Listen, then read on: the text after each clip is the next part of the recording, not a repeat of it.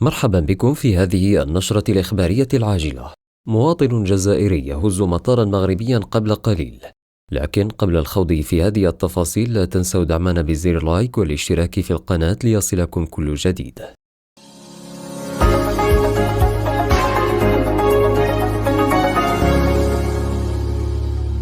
تمكنت عناصر الأمن الوطني بمطار مراكش المنارة من توقيف مواطن فرنسي من أصول جزائرية يبلغ من العمر 29 عاما.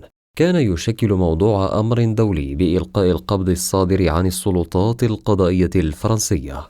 وأوضحت عملية تنقيط المواطن الأجنبي الموقوف بقاعدة بيانات المنظمة الدولية للشرطة الجنائية انتربول أنه مبحوث عنه على الصعيد الدولي بموجب نشرة حمراء صادرة بطلب من المكتب المركزي الوطني بباريس، وذلك لتنفيذ عقوبات سجنية صادرة في حقه من طرف القضاء الفرنسي.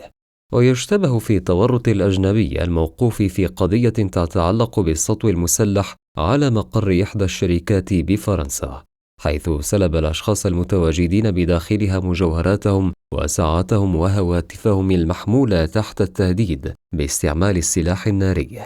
وقد تم إخضاع المشتبه فيه لإجراءات الوضع تحت الحراسة النظرية في انتظار إحالته على النيابة العامة المختصة، بينما تم تكليف المكتب المركزي الوطني مكتب انتربول بالرباط التابع للمديرية العامة للأمن الوطني بإشعار ناظره بدولة فرنسا بواقعة التوقيف على ذمة مسطرة التسليم.